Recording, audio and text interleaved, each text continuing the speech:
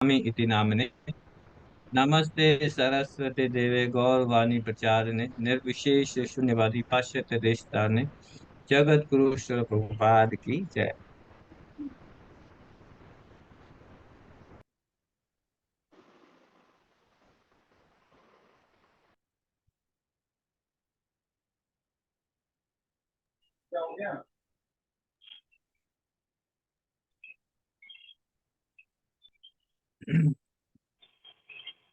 हरे कृष्णा।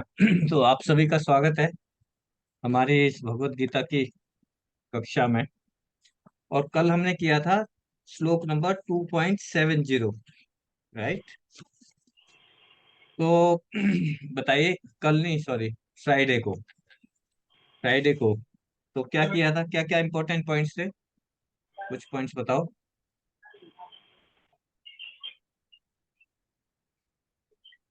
हम्म,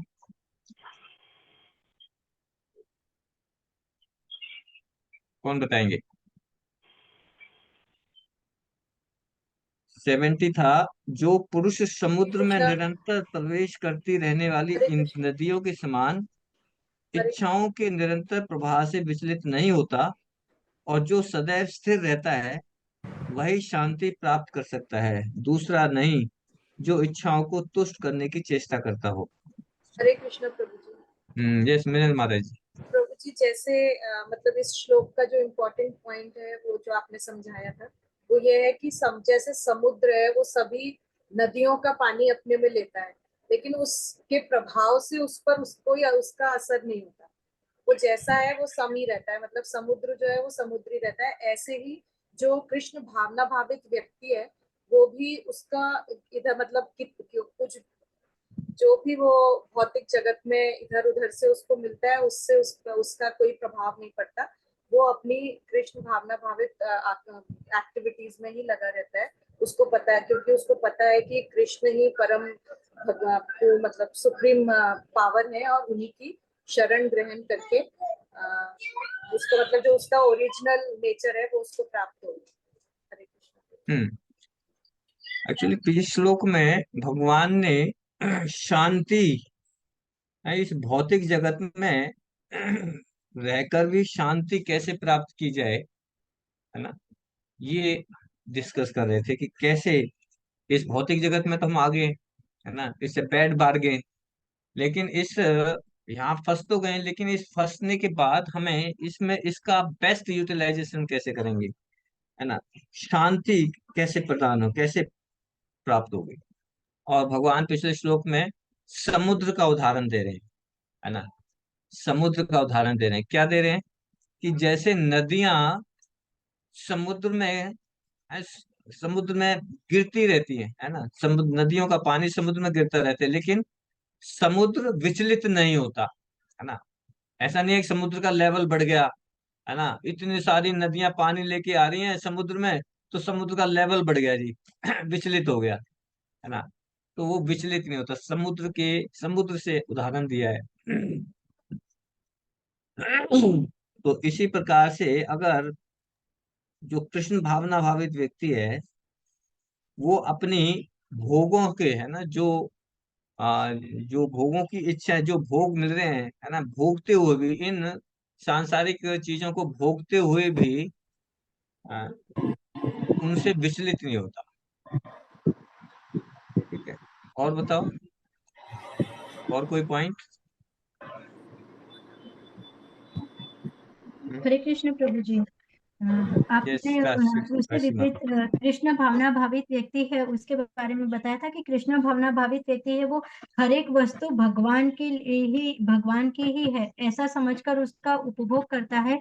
इसलिए उसके पास अगर ज्यादा भी आ जाए तो वो उसका अभिमान नहीं करता और उसको सुख की प्राप्ति होती है। उसके विपरीत अगर जो भौतिक संसार से जुड़ा हुआ व्यक्ति है वो कितने भी भोगे धन का उपयोग वो प्रतिष्ठा पाने में और इंद्रिय तृप्ति में करता है और इंद्रिय तृप्ति करते हुए उसे अपने पुत्रों से भी भय लगता है।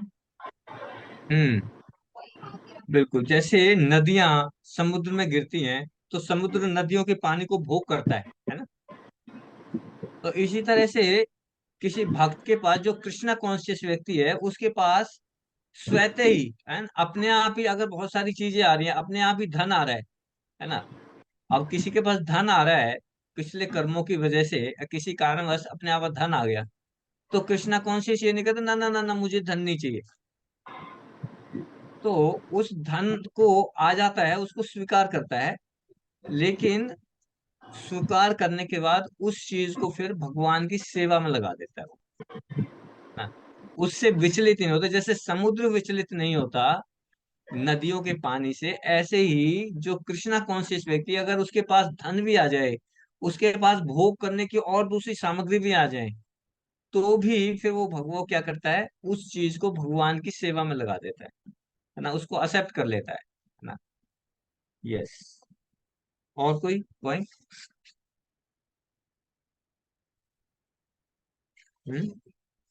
कोई उदाहरण? क्या उदाहरण दिए थे हमने? विभा माता जी। हरे कृष्ण प्रभु जी। हाय आपने ना कृष्ण। ययाति महाराज का उदाहरण दिया था कि उन्होंने अपनी इंद्रियों को संतुष्ट करने के लिए 10,000 साल तक भोगा, और उसके बाद भी वो बोलते हैं कि इंद्रिय तृप्ति बकरे के समान है, जो जितना भोगते हैं उतनी भड़कती जाती है। हाँ, ययाति महाराज का। जी ययाति, ठीक है, ययाति महाराज ने बिल्कुल प्रैक्टिकल करके देखा, है ना। उसने जी कहा कि शास्त्रों में लिखा हुआ है, लेकिन नहीं, मैं तो प्रैक्टिकल करके देखूंगा। तो 10,000, 10,000 ईयर्स तक पूरा सेंस ग्रेटिफिकेशन किया, लेकिन बाद में पता चला कि नहीं, मैं इनको संतुष्ट नहीं कर सकता। श्रील प्रभुपाद जी का वो उदाहरण है ना। प्रभुपाद जी के पास जब प्रचार कर रहे थे, पूरे वर्ल्ड में प्रभुपाद जी ने प्रचार किया, और बहुत सारा डोनेशन आता था, है ना। बहुत सारे लोग डोनेशन देते थे, इतना धन आता था, लेकिन उस धन को क्या किया प्रभुपाद जी ने? अपने पास रखा। उस धन से बड़े बड़े मंदिर बनाए, और उन मंदिरों में फिर अच्छे बड़े बड़े लोगों, काफी लोगों को जो है ना इनवाइट किया, उनको कृष्णा कॉन्शियस बनाया, है ना, भगवान की सेवा में लगा दिया।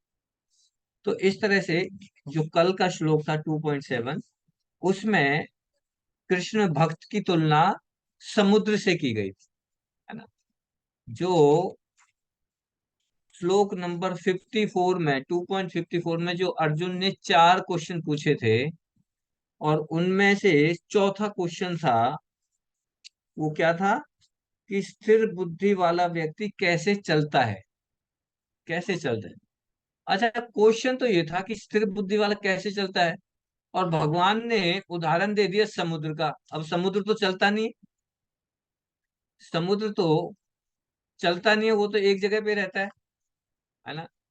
इसका मतलब ये जो उदाहरण दिया, वो उस क्वेश्चन को पूरी तरह से डिस्क्राइब नहीं किया, आधा अधूरा आधा किया।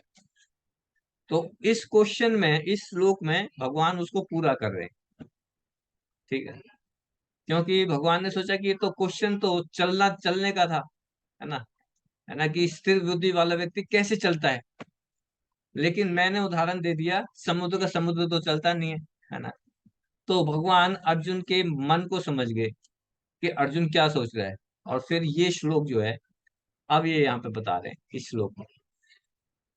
पढ़िए 2.71। कौन पढ़ेंगे? विभा माता जी पढ़ो।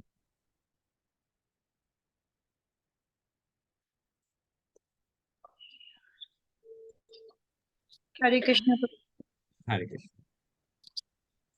विहाय कामान या सर्वान भगवान निःस्पृहः निर्मम निरहंकार सा शांतिम अगिच्छति। जिस व्यक्ति ने इंद्रिय तृप्ति की समस्त इच्छाओं का परित्याग कर दिया है, जो इच्छाओं से रहित रहता है और जिसे सारी ममता त्याग दी है तथा अहंकार से रहित है, वही वास्तविक शांति को प्राप्त कर सकता है। तात्पर्य, निष्प्रह होने का अर्थ है इंद्रिय तृप्ति के लिए कुछ भी इच्छा का ना करना। दूसरे शब्दों में, कृष्ण भावित होने की इच्छा वास्तव में इच्छा शून्यता या निष्प्रहता है। इस शरीर को मिथ्या ही आत्मा माने बिना तथा संसार की किसी वस्तु में कल्पित स्वामित्व रखे बिना श्री कृष्ण के नित्य दास के रूप में अपनी यथार्थ स्थिति को जान लेना कृष्ण भावनावत की सिद्धि अवस्था है। जो इस सिद्ध अवस्था में स्थित है वह जानता है कि श्री कृष्ण ही प्रत्येक वस्तु के स्वामी हैं, अतः प्रत्येक वस्तु का उपयोग उनकी तुष्टि के लिए ही किया जाना चाहिए। अर्जुन आत्म तुष्टि के लिए युद्ध नहीं करना चाहता था, किंतु जब वह पूर्ण रूप से कृष्ण भावित हो गया तो उसने युद्ध किया, क्योंकि कृष्ण चाहते थे कि वह युद्ध करे। उसने अपने लिए युद्ध करने की कोई इच्छा नहीं थी, किंतु वही अर्जुन कृष्ण के लिए अपनी शक्ति भर लड़ा। वास्तविक इच्छा शून्यता के कारण कृष्ण तुष्टि के लिए इच्छा है। यह इच्छाओं को नष्ट करने का कोई कृत्रिम प्रयास नहीं है। जीव कभी भी इच्छा शून्य या इंद्रिय शून्य नहीं हो सकता, किंतु उसे अपनी इच्छाओं की गुणवत्ता बदलनी होती है। भौतिक दृष्टि से इच्छा शून्य व्यक्ति जानता है कि प्रत्येक वस्तु कृष्ण की है। ईशा वाश्यामिदम सर्वम, अतः वह किसी वस्तु पर अपना स्वामित्व घोषित नहीं करता। यह दिव्य ज्ञान आत्म साक्षात्कार पर आधारित है, अर्थात इस ज्ञान पर प्रत्येक जीव कृष्ण का अंश स्वरूप है और जीव की शाश्वत स्थिति कभी ना तो कृष्ण के तुल्य होती है और ना उनसे बढ़कर होती है। इस प्रकार कृष्ण भावनामृत का यह ज्ञान ही वास्तविक शांति का मूल सिद्धांत है। हरे कृष्णा प्रभु जी। हरे कृष्ण माता जी। थैंक यू माता जी, विभा माता जी। विहाय कामान या सर्वान पुमान चरति निस्पृह निर्ममा निरहंकारा सा शांतिम अधिगच्छति। विहाय कामान या सर्वान पुमान चरति निस्पृह। तो इस श्लोक में भगवान शांति प्रदान करने की विधि बता रहे हैं, है ना। पिछले श्लोक में भी शांति प्रदान करने की विधि बताई थी, और इस श्लोक में भी शांति प्रदान करने की विधि बता रहे हैं। पिछले श्लोक में भगवान ने शांति प्रदान करने की विधि तो बताई, लेकिन उस श्लोक में कृष्ण भावनावत व्यक्ति की तुलना किससे की? समुद्र से, राइट, समुद्र से की। और यहाँ पे क्योंकि समुद्र तो चलता नहीं है, तो अब भगवान बता रहे हैं कि कृष्ण भावना भावित व्यक्ति है, वह व्यक्ति समुद्र की तरह अचल न होकर श्री कृष्ण की सेवा में क्रियाशील भी होता है ना। वो ऐसा नहीं है कि समुद्र की तरह अचल ही रहता है, एक जगह पे रहता है।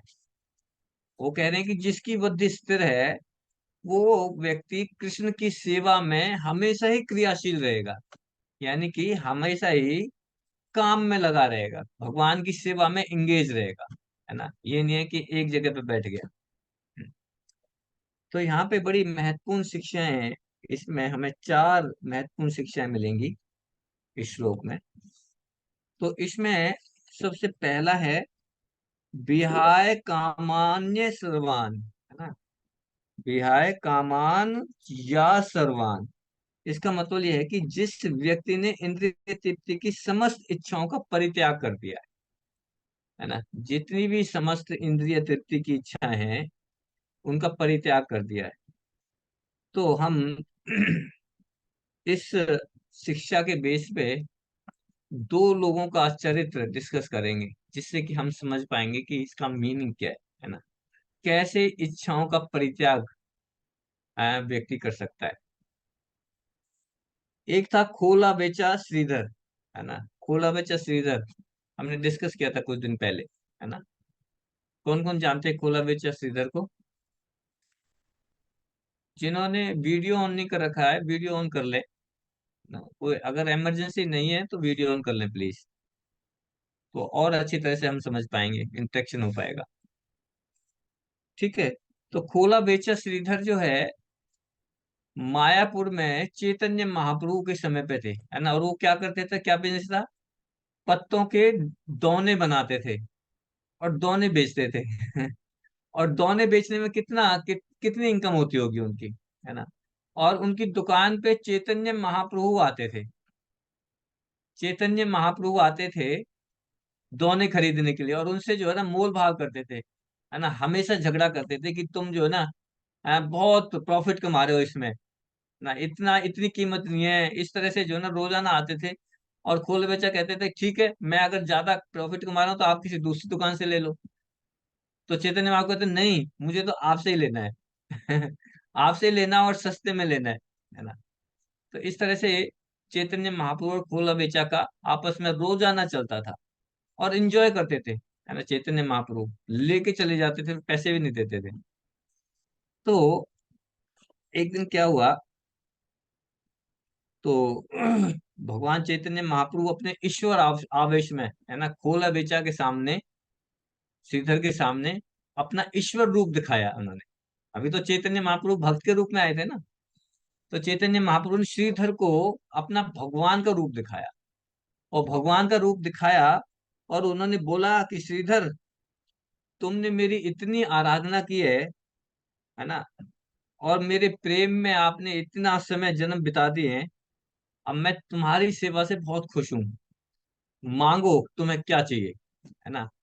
क्योंकि मेरे दर्शन कभी भी बिना किस कुछ दिए जाते नहीं है। आपको कुछ जो भी चाहिए, सिद्धियां चाहिए, असिद्धियां चाहिए, जो कुछ भी चाहिए, है ना, मांग लो, मैं सब कुछ आपको देने के लिए तैयार हूँ। हम्म? तो श्रीधर ने हाँ, भगवान श्रीधर बोले कि प्रभु, अब भी बहकाना चाहते हो, हैं? श्रीधर क्या बोलते हैं कि हे भगवान, अब भी मुझे बहकाना चाहते हो, हैं, ये फालतू की चीजें देके। हम्म? आप निश्चय मानिए कि अब आपकी चाल नहीं चलने वाली। एक्चुअली जो भगवान है ना, भगवान भक्त की परीक्षा लेते हैं। ये जानना चाहते हैं कि इसके मन में क्या है ना। जैसे भगवान ने ध्रुव महाराज की भी परीक्षा ली, है ना, अर्जुन की भी परीक्षा ली, और यहाँ खोला बेचा की भी परीक्षा ले रहे हैं। जानते हैं कि भक्त है, लेकिन वो कह रहे हैं कि तुम्हें क्या चाहिए, सिद्धियां दे देता हूँ, है ना, बड़ा साम्राज्य दे देता हूँ, धन दौलत दे देता हूँ आपको, है ना, मांगो कुछ भी मांगो। तो खोला बेचा कह रहा है कि अब आपकी ये चाल नहीं चलने वाली है ना। क्योंकि अ, ऐसी चाल जिसके द्वारा अपनी पराजय हो, है ना, ऐसी चाल आप चलो मत मेरे साथ कि मैं हार जाऊं। तो कहते हैं कि आप भक्ति महारानी के द्वारा सब जगह पछाड़ खाकर भक्ति को अपने पास रखते हो, है ना। भक्ति को अपने पास रखते हो, भक्तों से ही पछाड़ खाते हो आप, और फिर जो है इस भक्ति को बहुत छुपा के रखते हो, है ना। अब आपका जो माया छल जाल है ना, वो मेरे ऊपर नहीं चलेगा, मुझे कुछ नहीं चाहिए, है ना। हाँ, प्रभु ये मुझे अगर वरदान देना है, तो मुझे आप ये वरदान दें कि जन्म जन्म में आप ऐसे ही मेरी दुकान पे आए, और मेरे से ये दोने खरीदते रहें, है ना, मैं आपके दर्शन करता रहूं, गुणगान करता रहूं। तो आपके युगल चरण ही मेरे प्रभु हैं, है ना। मुझे आपके युगल चरण के दर्शन होने चाहिए, बस मुझे यही वरदान चाहिए। तो ऐसा कहते कहते श्रीधर के जो है ना, प्रेम भाव में उनके आंसू निकलते गए।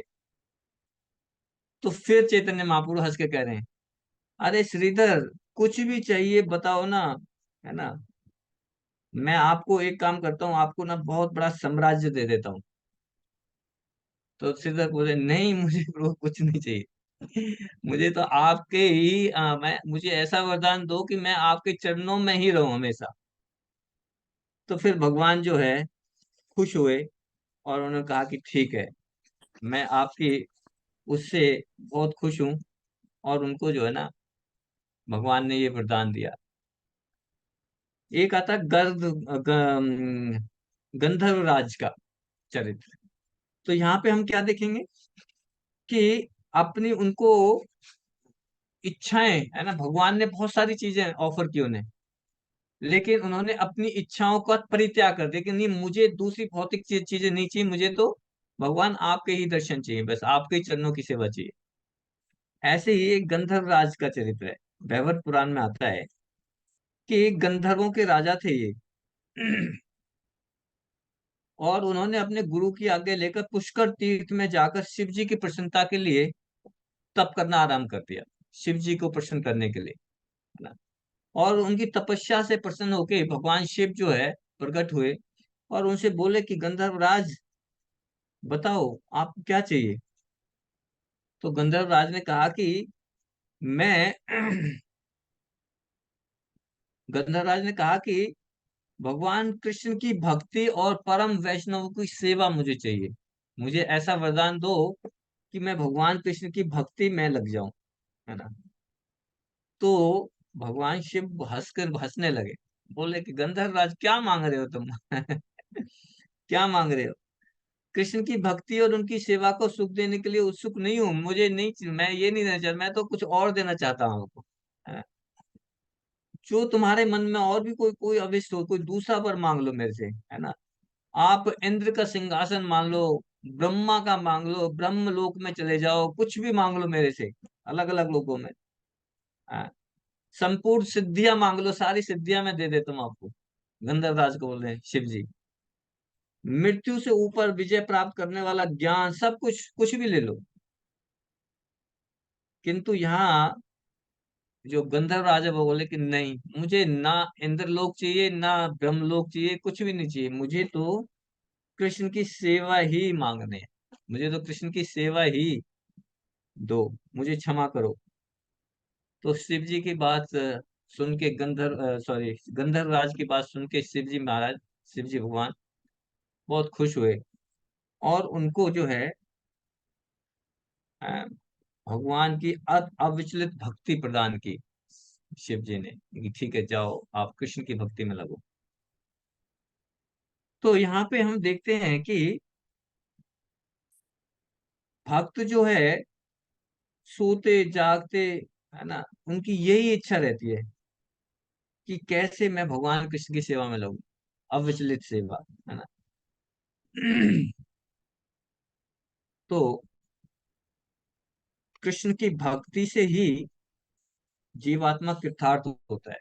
अगर हमने कृष्ण की भक्ति नहीं की तो जीवात्मा फिर यहीं पे फंसा रह सकता है, क्योंकि इस जगत से अगर कोई निकाल सकता है तो सिर्फ एक ही व्यक्ति है, वो ही निकाल सकता है।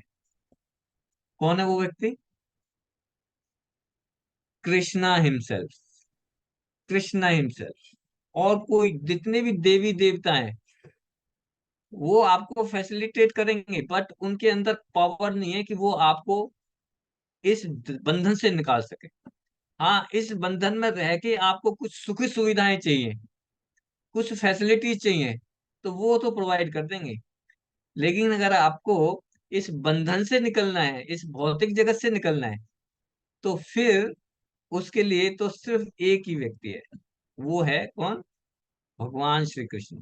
तो भगवान श्री कृष्ण की प्रेमा भक्ति चाहिए हमें। तो यहाँ पे जो दूसरे, जो भौतिक इच्छाएं हैं, है ना, जो भौतिक वर हैं, वो कैसे हैं? वो ऐसे हैं जैसे कोई चीज चबा ली है, चबाते चबाते चूसते चूसते उसमें रस नहीं निकलता है। चूस लिया फिर चबा रहे हैं, चूस लिया फिर चबा रहे हैं, उसमें रस ही नहीं, चबा चरबताम, चबाए हुए को चबाने के समान है। क्यों? क्योंकि ये जो भौतिक इंद्रियों की जो भौतिक सुख है, ये तो हम जन्मों जन्मों में का पाते आए हैं, है ना। हर जन्म में ही भौतिक सुख मिलते हैं। ऐसा नहीं है कि मनुष्य शरीर में ही हमें भौतिक सुख मिल रहे हैं, ये इंद्रिय तृप्ति मिल रही है। बल्कि अगर आप देखें तो ये इंद्रिय तृप्ति की जो सुविधा है ना, ये पशुओं में बहुत ज्यादा है। पशुओं में इंद्रिय तृप्ति करने की बहुत सारी सुविधाएं हैं, है ना। तो हर जीवन, इवन कुत्ता, बिल्ली, छिपकली, है ना, कीड़े मकोड़े, किसी को भी ले लो, सभी के सभी ये इंद्रिय तृप्ति करते हैं। सभी जन्मों में इंद्रिय तृप्ति किया, तो बार बार इंद्रिय तृप्ति करने में लगे हुए हैं हम लोग। तो अब ये मनुष्य जीवन मिला है, तो अब मनुष्य जीवन में कह रहे हैं कि यार ये तो चबाते हुए, है ना, आप चूस रहे हैं, फिर चबा रहे हैं, चूस रहे हैं, उसमें रस ही नहीं है, निकल ही नहीं रहा है रस, है ना। ये भौतिक इच्छाएं ऐसी, भौतिक इंद्रिय तृप्ति ऐसी हैं। श्री कृष्ण में सुदृढ़ सर्वमंगल में भक्ति है, वह खेल खेल में ही सब कुछ करने में समर्थ है ना। भक्ति अगर किसी ने भगवान कृष्ण की भक्ति कर ली तो खेलते खेलते ही वो सब मंगल में है ना।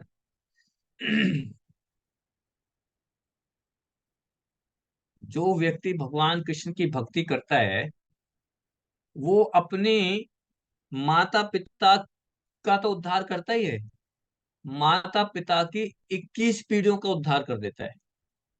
कितना? 21 पीढ़ियों का उद्धार कर देता है ना, कृष्ण भक्त। तो अगर कोई व्यक्ति अपने पूर्वजों को भी सेवा करना चाहता है, अपने पूर्वजों का भी उद्धार करना चाहता है, तो उसको कृष्ण भक्ति में लग जाना चाहिए।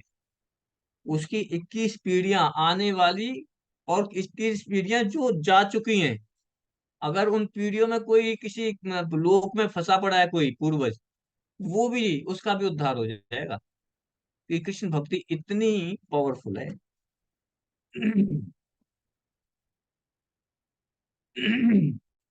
तो मनुष्यों को तभी तक,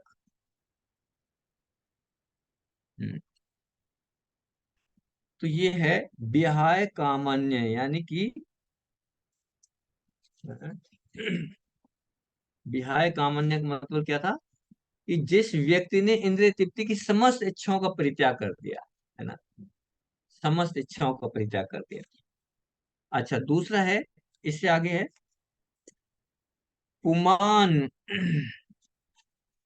पुमान चरिति निष्प्रहा, है ना, पुमान चरिति निष्प्रहा। इसका मतलब क्या है? कि पुरुष इच्छा रहित होकर आचरण करता है, इच्छा रहित होकर आचरण करता है। तो प्रभुपाद जी लिखते हैं निष्प्रह, है ना, इसमें ना, कि सर्वान पुमान चरिति निष्प्रह, निष्प्रह माने इच्छा रहित। इसके लिए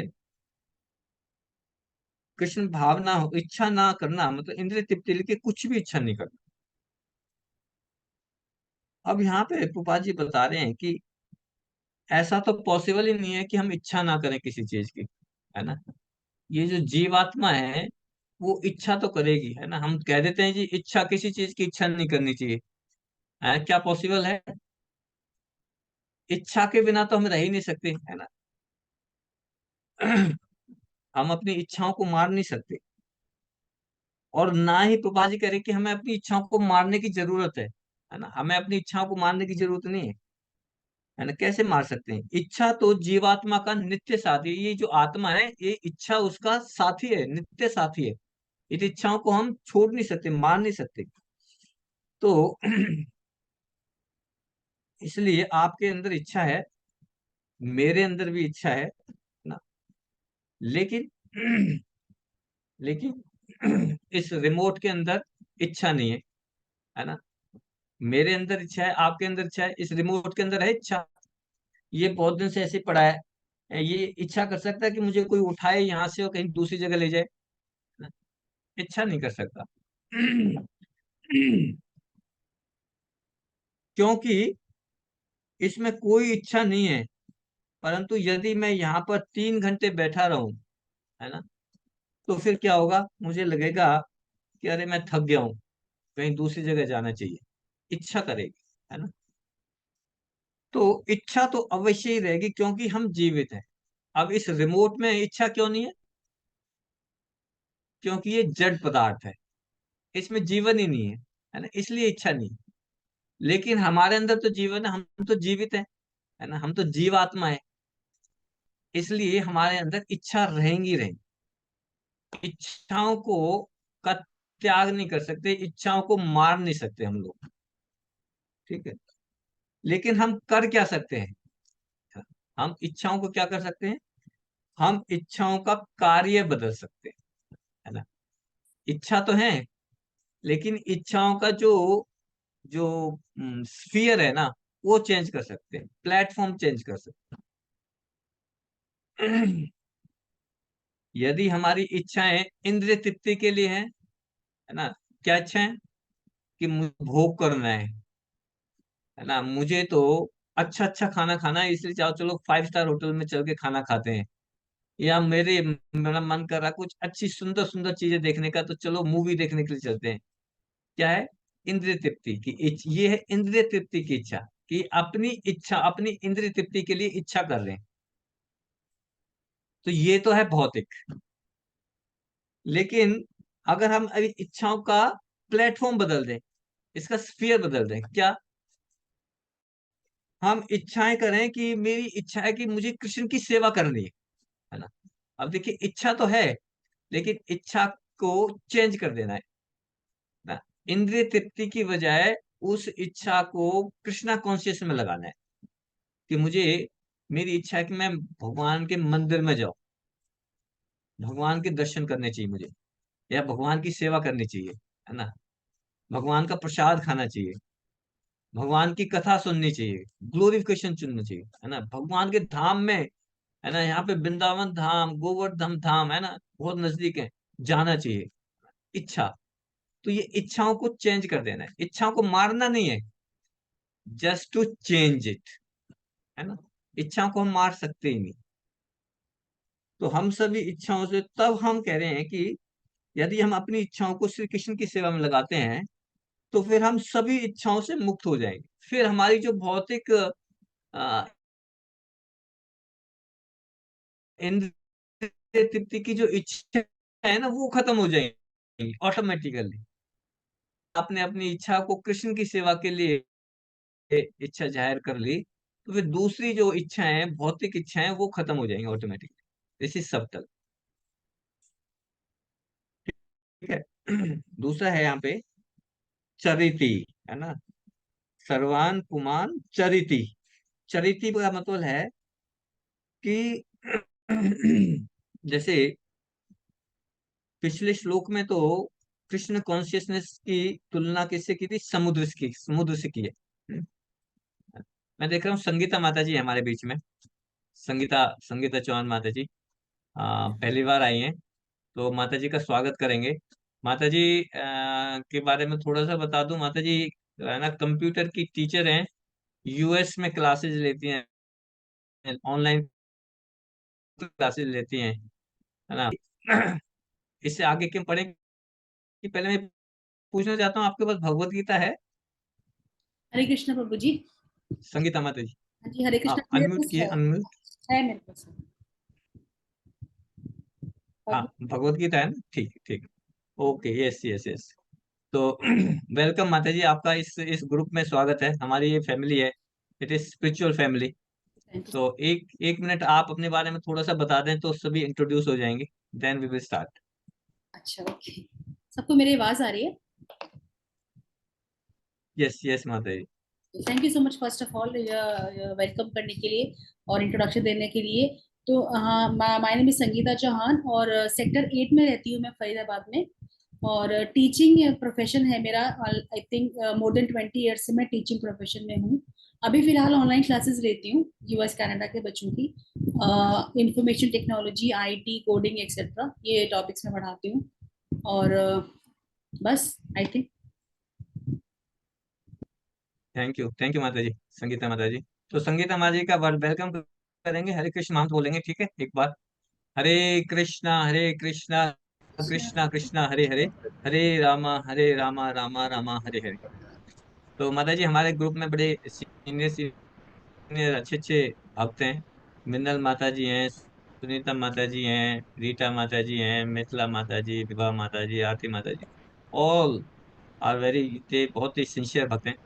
और आप से रिक्वेस्ट करेंगे कि आप इस तरह से रोजाना ज्वाइन करते रहेगा, है ना। तो वेलकम इन दिस फैमिली माता जी, ठीक है। Thank you. तो कल जो हमने श्लोक डिस्कस किया था, उसमें कृष्णा कॉन्शियस व्यक्ति की तुलना समुद्र से की थी, है ना। और समुद्र तो स्थिर रहने वाला है, निष्क्रिय है ना। परंतु अब इस श्लोक में भगवान कृष्ण भावना व्यक्ति के लिए चरिति शब्द यूज कर रहे हैं, चरिति। तो चरिति का मतलब है, इसके दो अक्षर, दो अर्थ है चरिति के। एक चर का अर्थ है, एक का अर्थ है गुप्तचर। चरिति माने, चर माने गुप्तचर, है ना। तो अगर हम इस पे, इसका अर्थ पे हम जाएं, तो गुप्त रूप से इसे, इसका अर्थ ये हुआ कि गुप्त रूप से विचरण करता है जो, है ना। गुप्तचर क्या होता है, जो गुप्त रूप से, है ना, छुप के अलग अलग तरह से काम करता है ना। जैसे सरकार का कोई गुप्तचर है, कोई स्पाई है ना, गुप्तचर है, तो वो क्या करेगा, सरकार के लाभ के लिए सामान्य जनता में जाके जैसी आवश्यकता होगी उसी हिसाब से काम करने लग जाएगा। कोई धनी कभी धनी व्यक्ति का रोल कर लेगा, कभी गरीब व्यक्ति का, कभी नौकर बन जाएगा, कभी जो है ना मालिक बन जाएगा, कोई बिजनेस कर लेगा, वटेवर, है ना, अलग अलग तरह से जैसे जैसे उसको सरकमस्टांसेस मिले सरकार के लाभ के, उसी लिए उसी तरह से काम करना स्टार्ट कर देगा। गुप्तचर का ये काम है ना, अपने असली रूप में नहीं आएगा। कभी गरीब बन जाता है ना, कभी मजदूर के लिए लग जाता है, कभी व्यापारी बन जाएगा, है ना। परंतु इन सभी प्रकार के रूपों और कार्यों से उस गुप्तचर का कोई संबंध नहीं है ना। मान लो कोई व्यापार कर रहा है ना, बिजनेस करना लगा, लेकिन उसका उस बिजनेस से कोई लेने देना नहीं है, वो तो गुप्तचर है ना। वो तो बिजनेस कर रहा है जैसे ऐसे ही, है ना, कोई संबंध नहीं। उसी प्रकार जो कृष्ण की सेवा के लिए कृष्ण भावना प्रभावित व्यक्ति हर प्रकार के लोगों के बीच में रहकर, है ना, कार्य करने के लिए तैयार रहता है। अब क्या कह रहे हैं, क्वेश्चन क्या था कि जो स्थिर व्यक्ति वाला व्यक्ति है, स्थिर स्थिर बुद्धि वाला व्यक्ति है, वो कैसे चलता है। तो अब यहाँ चलने के लिए बारे में बता रहे हैं कि क्या करता है। जैसे गुप्तचर किसी तरह की सिचुएशन में जाके कुछ भी करने लग जाता है, ऐसे ही जो कृष्णा कॉन्शियस व्यक्ति है वो किसी भी तरह के लोगों में जाके मिक्स होके, है ना, क्या करता है, भगवान कृष्ण की सेवा में लग जाता है। चाहे कोई गरीब है, चाहे कोई अमीर है, चाहे कोई बिजनेसमैन है, चाहे कोई चंडाल है, चाहे कोई, है ना, लोअर लेवल के हैं, सब लोगों में मिक्स हो जाता है जाके। और उसका पर्पज क्या होता है, पर्पज एक ही होता है कि उनको कृष्णा कॉन्शियस देना, भगवान कृष्ण के बारे में बताना, है ना।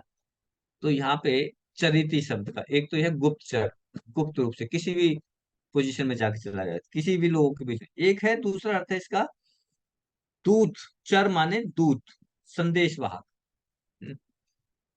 तो दूत का कार्य होता है संदेश पहुंचाना। तो कृष्ण भावना भावित व्यक्ति इस भौतिक जगत में श्री कृष्ण का संदेश देने के लिए, है ना, कृष्ण का संदेश देने के लिए ही जीवित रहता है ना। जो व्यक्ति कृष्ण भावना भावित है उसका एक ही कार्य है कि बस वो कहीं भी जाएगा तो क्या करेगा, कृष्ण का उपदेश देगा। जा रे देखो तारे कहो कृष्ण उपदेश। जिसको भी देखो उसी को क्या बोलना है, कृष्ण के बारे में बताना, बस यही है, यही प्रचार है ना। जितना भी हमें पता है भगवान कृष्ण के बारे में, जिससे भी बात हो, जनरली हम करते क्या है, प्रजल्पा करने लग जाते हैं। कृष्ण की बात तो करते नहीं है, दूसरी बातें करने लग जाते हैं बहुत सारी। आपकी जॉब कैसी चल रही है, घर में सब कैसा है, ठीक ठाक है ना, क्या सब्जी बनाई है, ऐसी चीजें जिसका कोई रिलेवेंस ही नहीं है ना।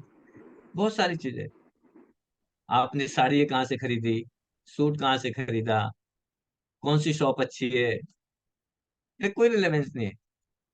लेकिन भगवान क्या कह रहे हैं, जा रे देखो तारे कहो कृष्ण उपदेश। जहां पे भी कोई भी मिले, दोस्त मिले, फ्रेंड मिले, कोई, है ना, हमारा नौकर मिले, उसको क्या करना है, कृष्ण का उपदेश देना है बस। तो चरिती, चरिती का मतलब क्या है कि आपको संदेश देना है, संदेश पहुंचाना है। किसी भी लोग कोई भी मिले उसको संदेश देना है, किसका, कृष्ण का संदेश देना है।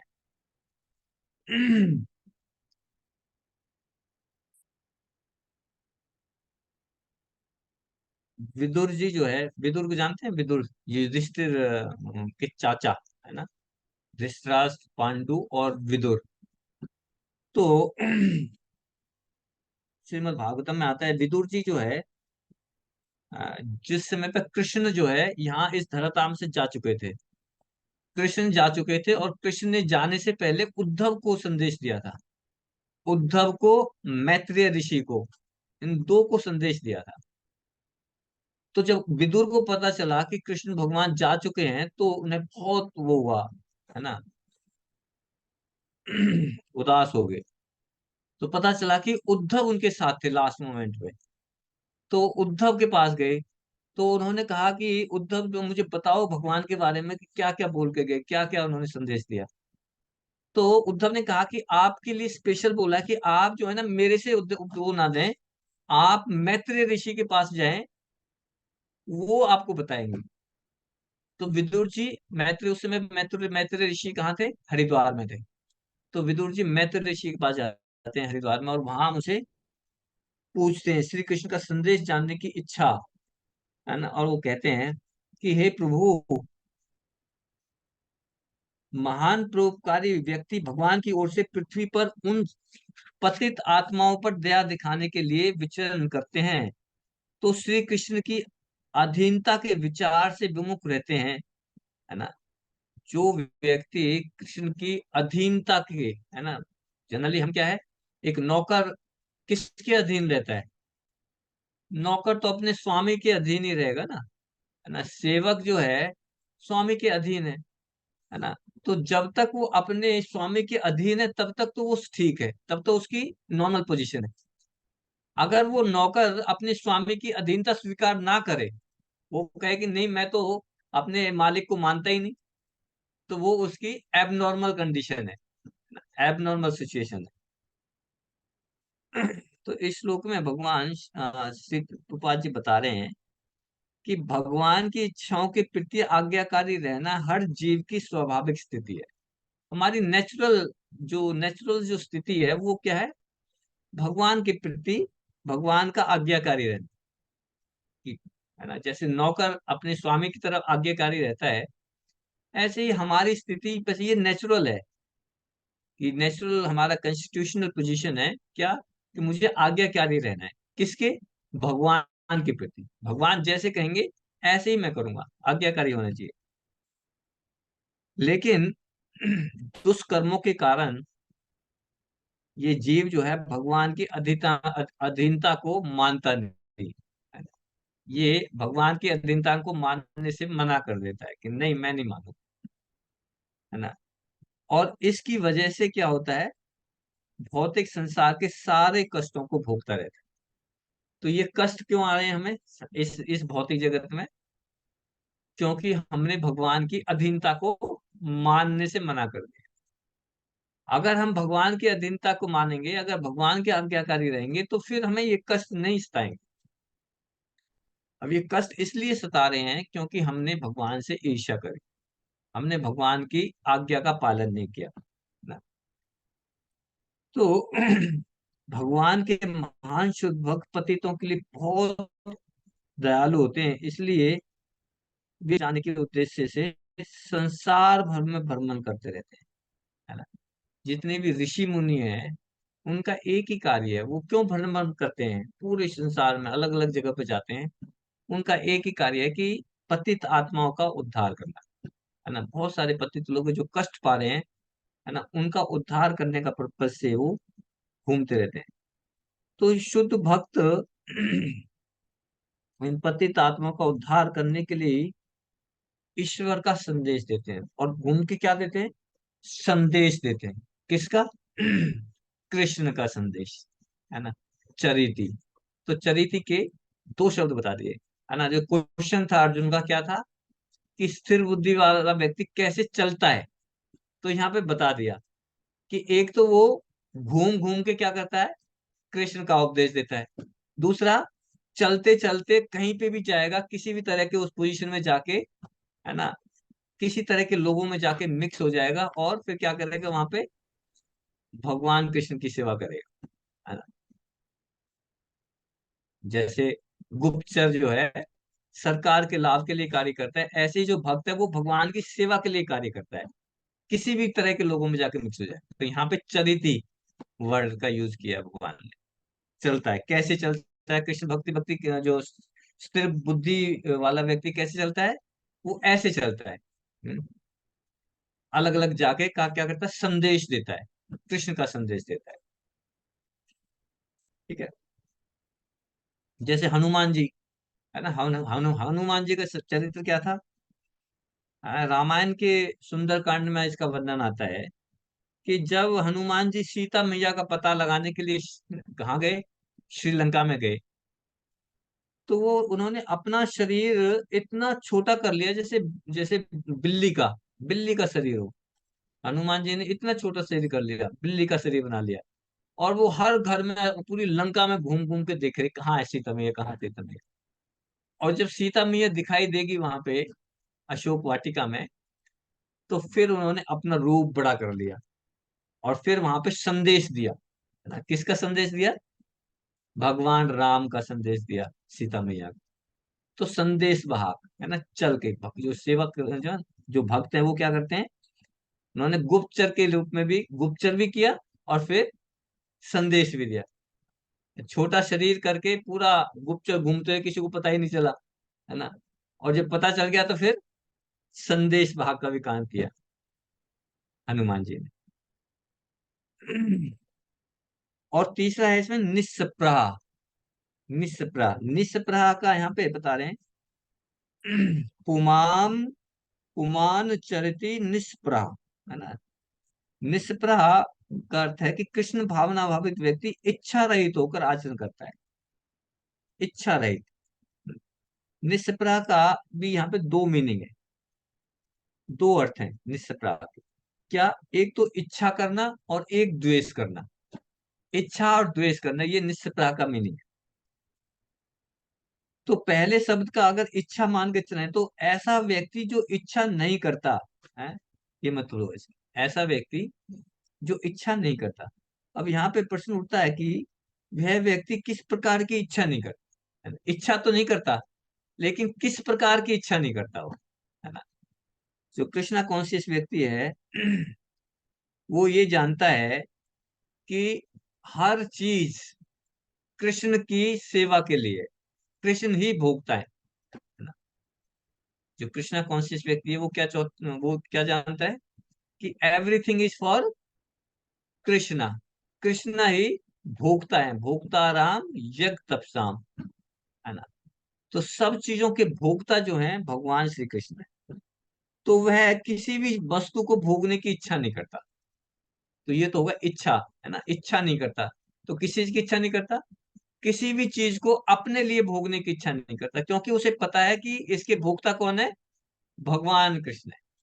तो अगर हमारे पास कुछ भी चीज है, एनीथिंग, हमारा इंटेंशन क्या रहना चाहिए कि ये चीज भगवान के लिए, मेरे लिए नहीं, है ना। इसको भगवान यूज करेंगे, है ना। भगवान यूज करने का मतलब आप ये ना समझे कि ठीक है भगवान तो बैठे हुए हैं मंदिर में, और कैसे मेरे पास तो बड़ी गाड़ी है और भगवान तो बैठे हुए हैं, वो मेरी गाड़ी को यूज कैसे करेंगे? हैं? कैसे यूज करेंगे? या मेरे पास बहुत सारा धन है और भगवान तो हाथ डाल नहीं सकते मेरे धन में, तो ठीक है, कैसे यूज करेंगे? भगवान के भगवान यूज करने का मतलब भगवान की सेवा के लिए यूज करना है।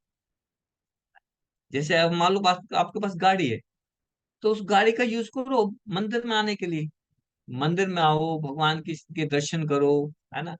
प्रोग्राम्स अटेंड करो, भगवान की सेवा के लिए यूज करो, भक्तों की सेवा में लगाओ। धन है तो धन से जो जितनी भगवान की सेवा कर सकते हैं उतनी सेवा करनी चाहिए यथासंभव अपने अनुसार। और दूसरा है द्वेष करना, है ना। निष्प्रा का दो अक्षर, एक तो इच्छा, एक तो इच्छा कैसी करनी है कि किसी भी चीज की इच्छा नहीं करनी, कि क्योंकि ये सारी चीजें भगवान के भोग के लिए, अपने लिए, अपनी इंद्रिय तृप्ति के लिए इच्छा नहीं करनी। दूसरा द्वेष नहीं करना। अब ये द्वेष नहीं करना, ये द्वेष नहीं करना कि ये सब कुछ तो भगवान ही भोग रहे हैं, है ना, मैं क्यों नहीं भोग रहा। ये द्वेष नहीं करना। जनरली क्या होता है, ये सब कुछ हमने द्वेष किया तभी तो हम यहाँ पे आए ना, कि भगवान आप ही भोगते रहते हो सब कुछ, सब कुछ आप रहते हो, हमें तो कुछ मिलता ही नहीं, हमें भी भोगना है। तो हम क्या कहते, ईर्ष्या कर लेते हैं, द्वेष कर लेते हैं। तो हमें, जब हम ये सोच रहे हैं कि सब चीजों के भोक्ता भगवान है, तो ये सोच के द्वेष नहीं करना कि भगवान ही सब कुछ है भोक्ता, भगवान ही सब कुछ भोग रहे हैं, मैं तो कुछ नहीं कर रहा, तो उस वो द्वेष नहीं करना। तो हमें इच्छा भी नहीं करनी और द्वेष भी नहीं करना, ठीक है। निष्प्रा।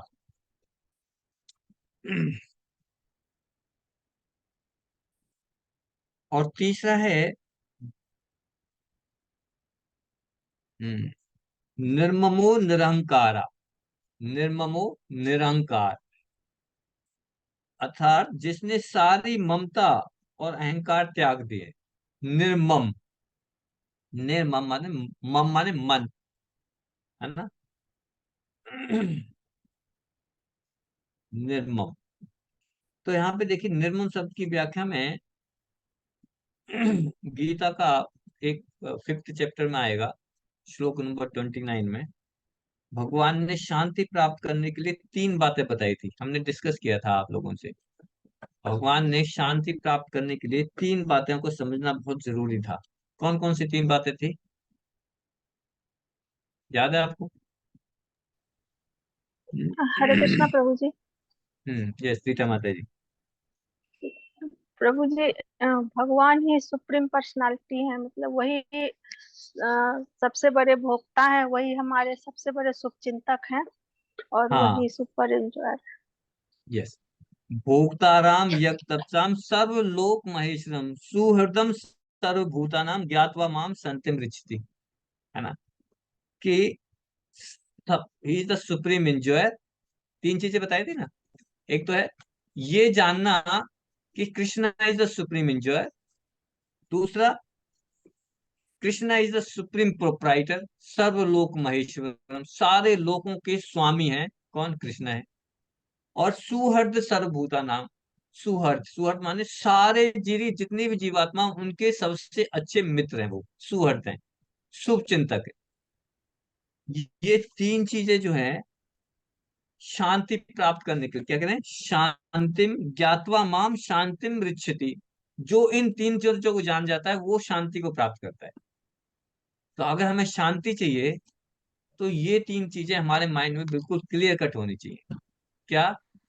Krishna is the supreme enjoyer, Krishna is the supreme proprietor, and Krishna is our best friend. हमारे सबसे बड़ा हितैषी जो भी है, हमारे सगे संबंधी नहीं है, हमारे जो है ना, कोई कोई भी इतना हितैषी नहीं है जितना कृष्णा हमारे हितैषी है। भोक्ता राम यज्ञ, बहुत अच्छा श्लोक है। ठीक है। तो यहाँ पे इन तीनों चीजों में से तो जो जो 5.29 में किया है, इसमें क्या है कि संपूर्ण सृष्टि में जितनी भी वस्तुएं हैं उनमें एकमात्र श्री कृष्ण का ही अधिकार है। एवरीथिंग इज, है ना, उन्हीं के अधिकार में। जो भी हमारे पास जितना भी धन है, हमारी प्रॉपर्टी है, हमारी स्किल है, हमारी बॉडी है, सब पे किसका अधिकार है? कृष्णा का अधिकार है।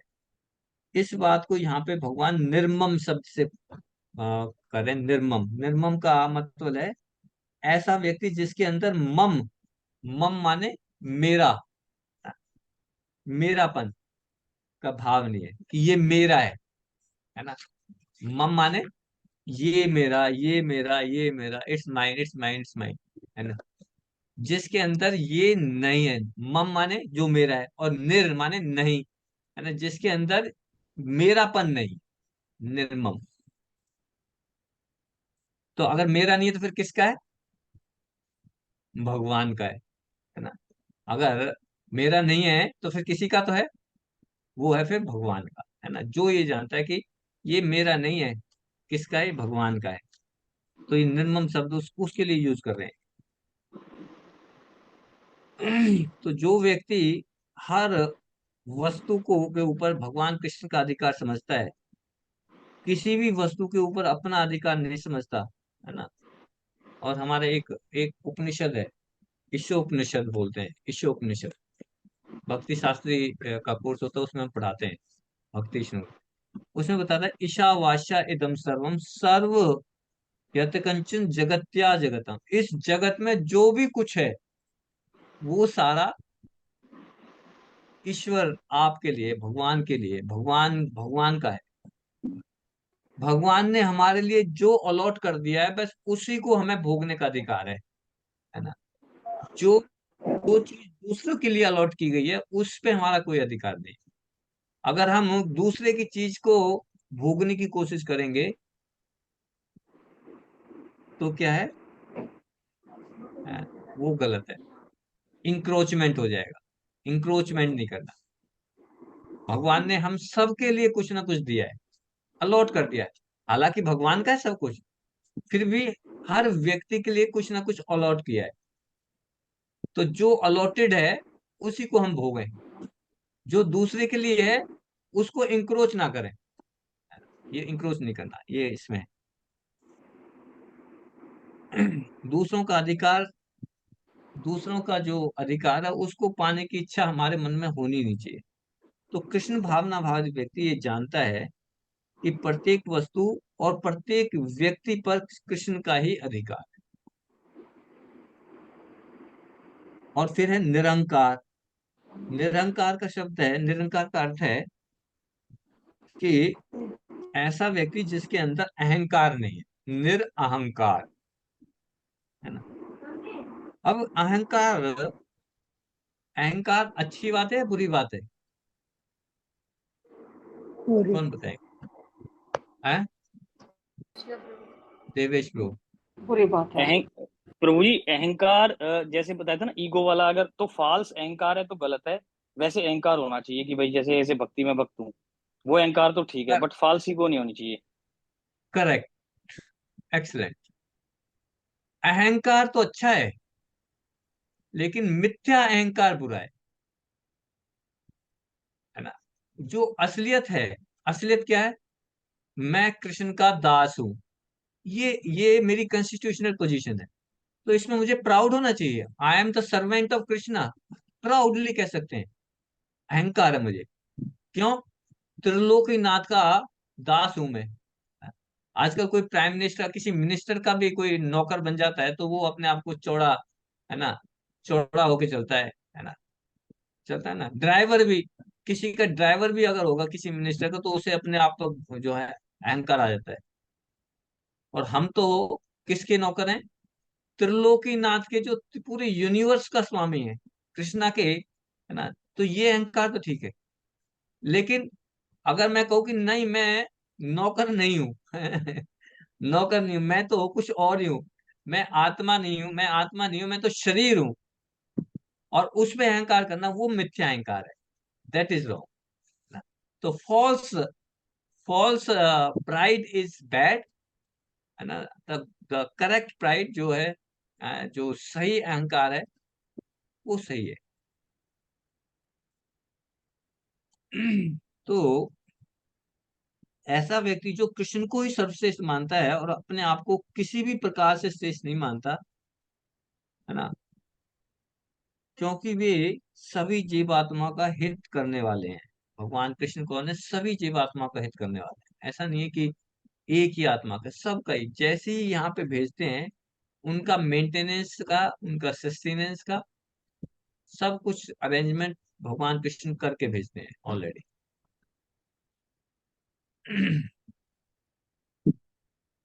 तो अब यहाँ पे प्रश्न ये उठता है कि यदि ये मान लिया जाए कि कृष्ण प्रत्येक जीवात्मा का हित जानते हैं, भगवान कृष्ण प्रत्येक व्यक्ति का हित जानते हैं, तो वे प्रत्येक जीवात्मा का हित भी कर सकते हैं। जानते हैं तो करते भी हैं। और श्री कृष्ण प्रत्येक जीवात्मा का हित करना चाहते भी हैं, है ना। सुहृद सर्वभूतानां ज्ञात्वा माम संतिम रिचति, यानी कि व्यक्ति, व्यक्ति कृष्ण की समस्त प्राणियों का सुहृद अर्थात हित चाहने वाला जानकर शांति प्राप्त कर सकता है। जैसे प्रभुपाद जी थे, है ना। प्रभुपाद जी का चरित्र कैसा था? प्रभुपाद जी 70 साल की उम्र में, 70 ईयर्स की एज में वृंदावन छोड़ के अमेरिका चले गए, है ना, जहां पे उन्हें कुछ पता नहीं था कि राइट जाना है या लेफ्ट जाना है। रहने का कोई स्थान नहीं, सिर्फ 40 रुपए लेके गए हैं, है ना। जलदूत कार्गो शिप में गए, 3 महीने की जर्नी है, 2 हार्ट अटैक आए हैं, और वहां जाके ऐसी जगह पे रहे जहां पे सारे नशेड़ी, है ना, ड्रग्स लेने वाले हिप्पीज लोग रहते थे। और वहां पे जाके क्यों गए, इतना कष्ट क्यों लिया कृपा जी ने? हित करना, सुहृद, है ना, दूसरों का हित करना चाहते थे। जो पतित आत्मा है उनका हित करना चाहते थे कृपा जी। वहां जाके उनको उन्होंने क्या दिया? कृष्ण का संदेश दिया, ना, चरित्र, कृष्ण का संदेश दिया।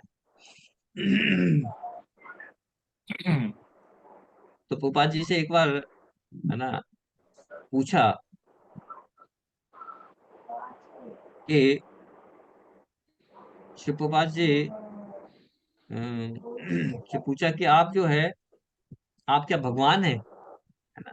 वहां के संवाददाता ने पूछा प्रभुपाद जी से, Prabhupada ji, Swami ji, are you God? तो प्रभुपाद जी ने कहा कि no, I am not God. लेकिन यहाँ से जो भी स्वामी जाते थे उससे पहले, सभी अपने आप को कहते थे आई एम गॉड, है ना।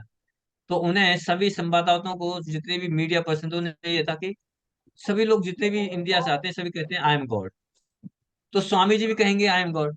लेकिन जब स्वामी जी ने पूछा कि आर यू गॉड, तो प्रभुपाद जी ने कहा नहीं, आई am not God, I am the servant of the God. तो वो सब बड़ा सरप्राइज हुआ। तो चले थोड़े से आगे चल के, तो बैक करके फिर दोबारा से थोड़ी देर बोले, बोलो रुको।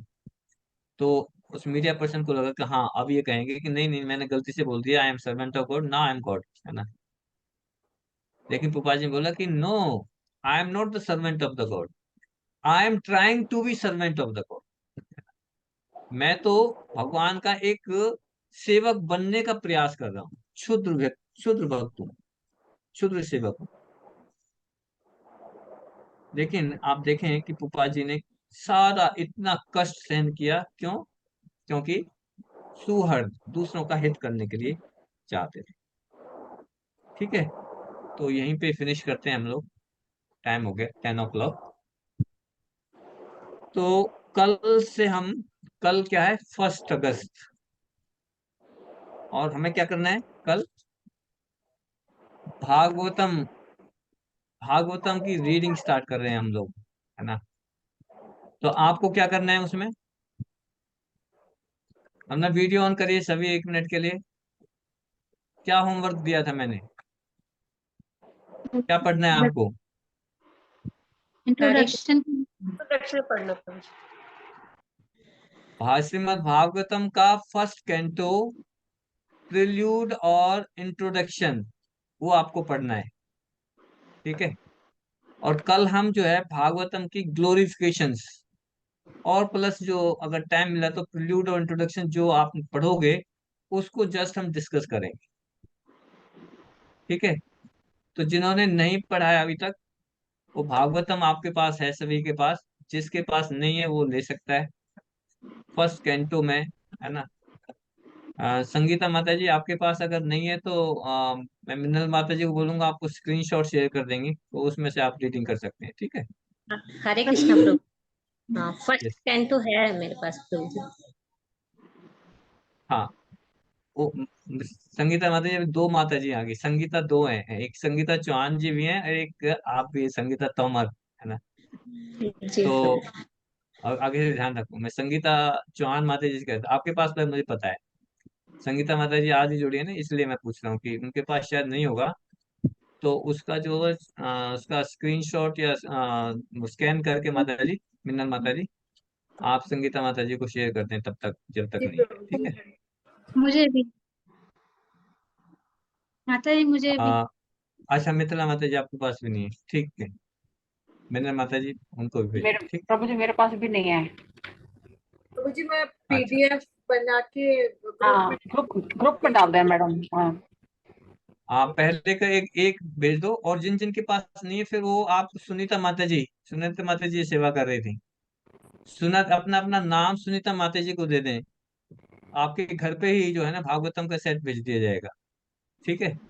आशा माता जी तो बहुत दिन से कर रही हैं, सुनीता माता जी, आशा माता जी का नाम लिखो, और मिथिला माता जी का नाम लिखो, है ना। जिन जिन के पास नहीं है, वो जो है, आप लिस्ट बना के यहाँ से हम भिजवा देंगे, कुरियर से। राजश्री माता जी, राजश्री माता, आप फर्स्ट फर्स्ट कैंटो तो है ना आपके पास?